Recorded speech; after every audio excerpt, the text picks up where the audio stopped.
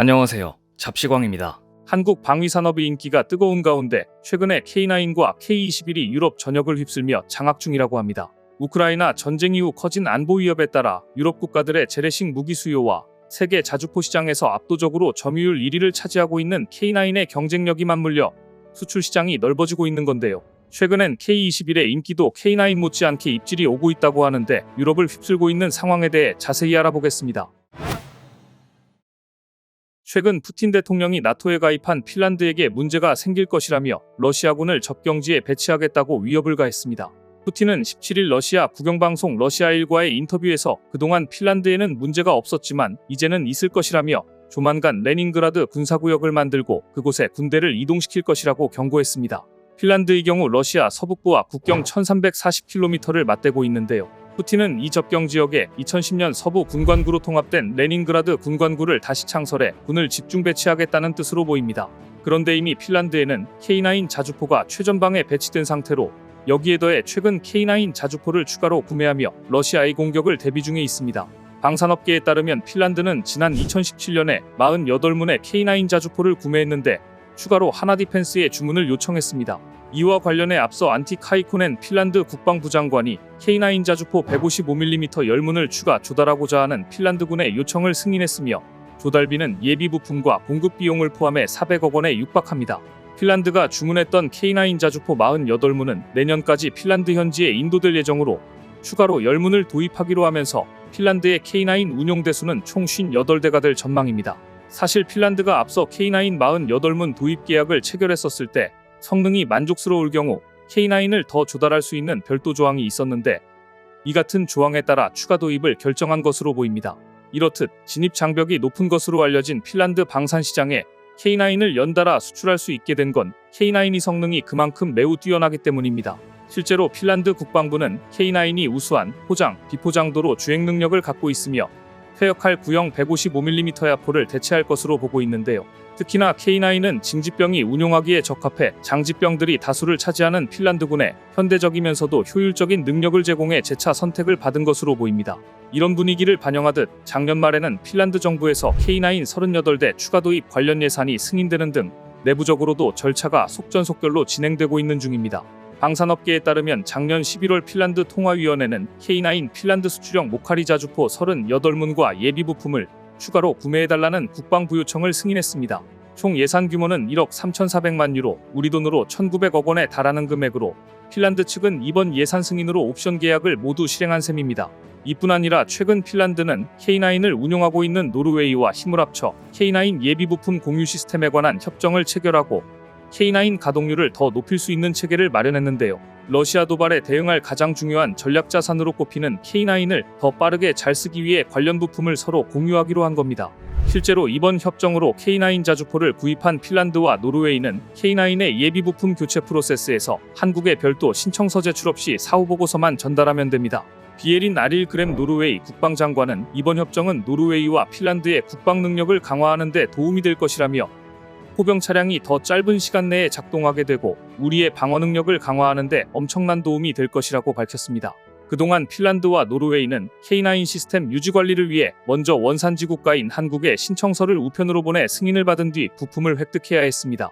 그러나 이번 협정을 체결하면서 앞으로 양국은 간단히 보고서만 작성하면 예비 부품을 국가 간에 자유롭게 이전할 수 있게 된 겁니다.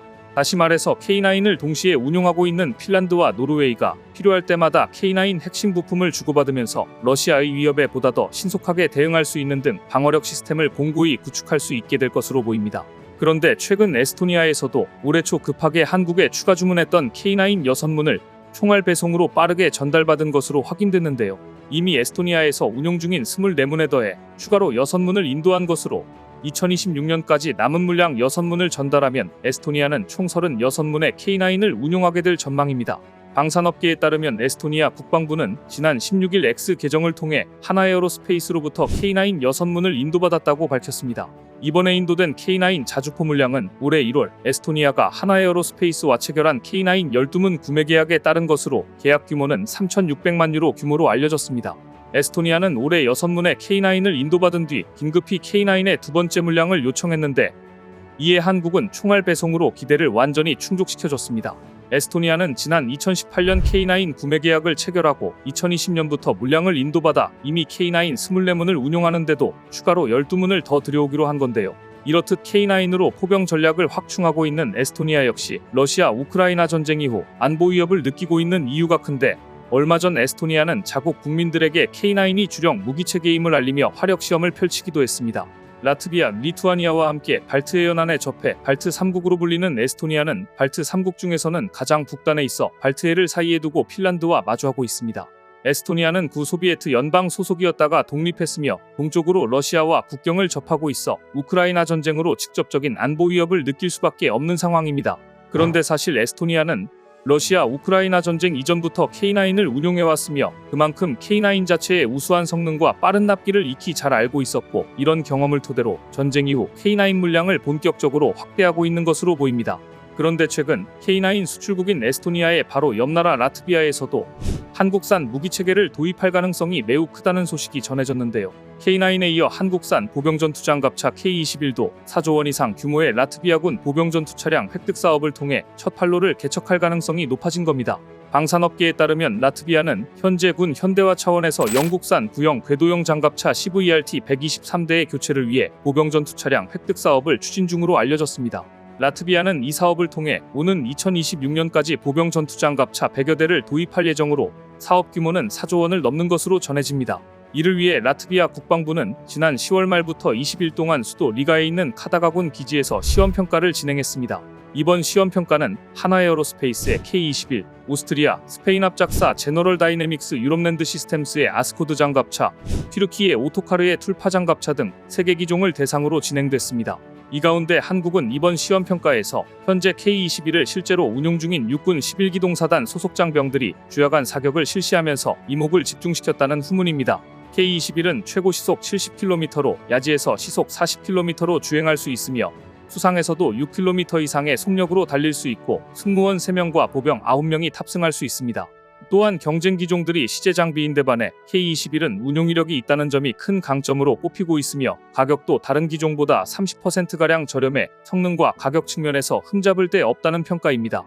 특히나 경쟁 기종엔 30mm 주포가 장착돼 있지만 K21은 40mm 주포를 사용하고 있는 데다 향후 중거리 대전차 유도무기 현궁과 전술형 유도탄 천검도 장착할 수 있다는 점에 라트비아에서 엄청난 관심을 갖고 있는 만큼 수주가 유력해 보입니다. 라트비아 국방부는 지난달 진행한 시험평가 결과를 바탕으로 내년 1분기 중 입찰 제안 요청서를 공고하는 등 사업에 속도를 낼 예정으로 알려졌습니다. K21이 라트비아에서 새 판로를 열 가능성이 매우 높은 상황으로 보이는데요. 여기에 더해 최근 UAE와 사우디에서도 K21 야전 시험평가를 진행한 것으로 전해지면서 중동에서도 K21의 인기가 후끈 달아오르고 있는 모습입니다. K21 장갑차는 K2 전차와 더불어 육군 기동군단의 핵심 무기체계로 유명한데 UAE와 사우디에서 이를 눈여겨보고 실전 운용 테스트를 진행했다는 소식은 놀랍지 않을 수 없는데요. 사실 중동 지역의 경우 이스라엘 하마스 전쟁이 시작되면서 정세가 급격히 안 좋아지면서 지상 전력을 증강시켜야 하는 필요성이 커졌습니다. 이런 가운데 최근 사우디는 그동안 해외에서 전량 수입했던 첨단 무기 가운데 절반가량을 자국에서 생산하기로 결정하면서 해외 방산업체들과 다양한 협정을 맺고 있는데 장갑차 등 기갑 장비 체계 또한 이러한 방식을 꾀할 것으로 보입니다. UAE 역시 이런 분위기로 사실상 성능 요구 조건을 충족시키면서 이들 국가의 조건을 부합시킬 수 있는 건 대한민국의 K21밖에는 없다는 게 중론입니다. 실제로 K21의 기술 이전이 이뤄진다면 중동 현지에 대량 생산 체계를 갖출 수 있기 때문에 이런 점을 고려해 최근 K21의 시험평가가 진행된 것으로 보입니다. 특히나 최근 우리 군에서 K21에 대한 성능 개량 사업이 본격화되면서 첨단 열상 장치도 탑재되는 등 환골탈태할 것으로 보이는데요. 사실 K21 장갑차는 2007년 우리 군에 배치된 뒤 개량 사업이 이루어지지 않아 승무원과 보병을 보호하는 데 한계가 있다는 이야기가 있었습니다. K21이 필요한 이유는 적의 지상군의 공격 과정 또는 안정화 작전에서 우리 승무원과 보병을 보호하기 위해서인데, 특히나 우크라이나 전쟁에서 알 수 있듯이 변화한 전장 상황에 대응할 수 있는 장비의 전력화가 무엇보다 중요하기 때문입니다. 현재 K21의 개량은 레드백 장갑차가 구현한 첨단 기술이 구현될 가능성이 높은 상태로 화력체계 강화, 주행 성능 개선 능력을 극대화하는 겁니다. 또한 방어력 강화와 더불어 컴퓨터와 네트워크 시스템 개선, 아이언 비전과 하드킬 능동 방어 체계가 추가되는 등 전장 상황을 신속히 인지할 수 있도록 개량될 가능성이 큽니다. 이렇듯 유럽에서는 K9뿐 아니라 장갑차 수요도 상당해 K21의 대규모 수주를 기대해 볼 만한데요. 어디서 또 잭팟이 터질지 관심 있게 지켜보겠습니다. 오늘 준비한 소식은 여기까지입니다. 댓글을 통한 여러분들의 많은 의견 기다리겠습니다. 시청해주셔서 감사합니다.